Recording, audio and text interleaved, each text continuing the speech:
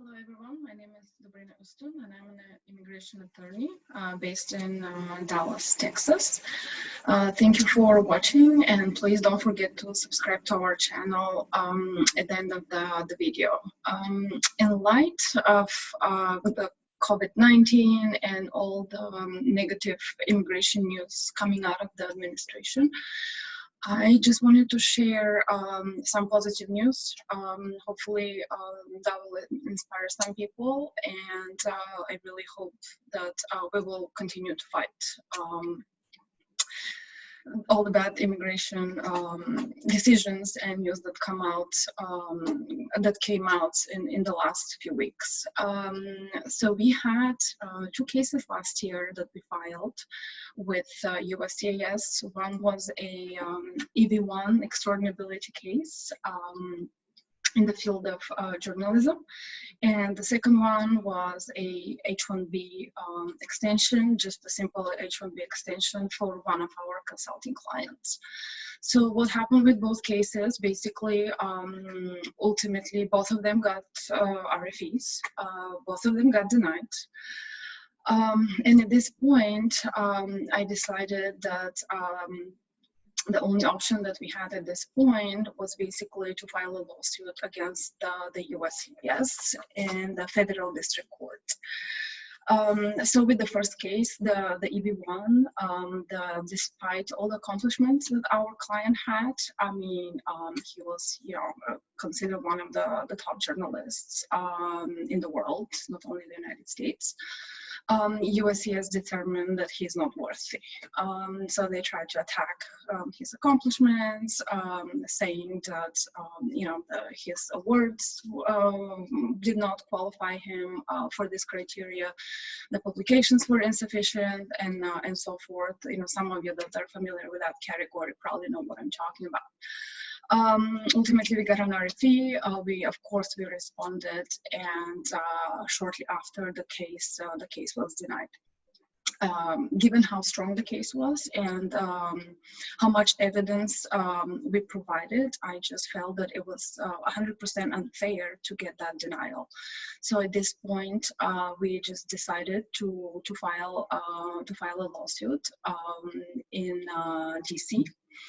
And we basically sued the USCIS. So as part of that, we sued the USCIS director at the Nebraska Service Center. We sued Kenneth Cuccinelli. We sued Kevin McLennan. I think now he's replaced by Chad Wolf. And we also served the USCIS. So after about maybe 57 days, I got a call from their attorney saying that USCIS decided to reopen the case.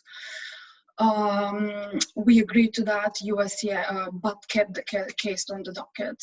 USCIS reopened the case and ultimately issued a notice of intent to deny the case, and of course requested a lot of evidence, which most of it was already submitted, but by then the client actually had more accomplishments.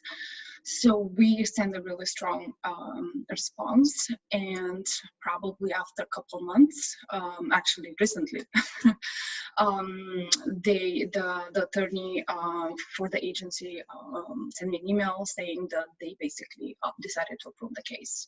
At that point, we dismissed the case, and now the client could actually continue with the adjustment of status process, but now will be consular processing since he had to leave the United States. So that's a sweet win, and I'm really happy for that client. The second case, as I mentioned, H-1B, a regular H-1B extension. The employee has been in the United States for a number of years on H-1B. Very qualified, very experienced, and the client really depended on that employee, and that employee was in a very large project at a very large US company. So what happened there, sort of the similar scenario, we filed for the extension. The USCIS sent us a RFE requesting information or more evidence about the client's relationship and a specialty occupation. Of course, we responded, and we got a denial. At that point, the employee's I-94 had expired, so unfortunately they had to leave for their home country. And looking at the case, it was a strong case. It was something that should have been approved. Okay, fine, the RFE, we responded, but given the amount of information that we provided in the initial filing and the RFE, that case should have been approved. Well, it wasn't.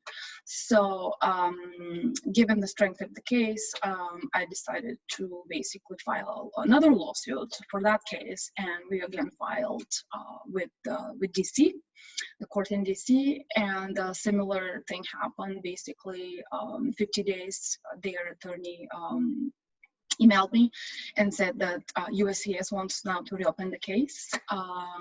We agreed to that, and once they reopen the case, they send us a RFE. Another RFE, which was almost the same as the first one that we received. Nevertheless, we responded to the best of our abilities with more documentation, with more proof. And shortly after we submitted the response, the attorney for the agency emailed me and said that they decided to approve the case, which actually happened a couple of days ago. So with that approval, the client can go and apply for their H-1B stamping, of course, once the consulates and the embassies reopen, and come back to the United States and continue with the project. Needless to say, I was very happy with both of these results, both of these deserving clients, and both of these strong cases. And I just want to send a message that it's not all over. If you encounter a denial, if you think that you have a strong case, you can feel free to contact me, and we can develop a strategy that will fit with your case and with your situation.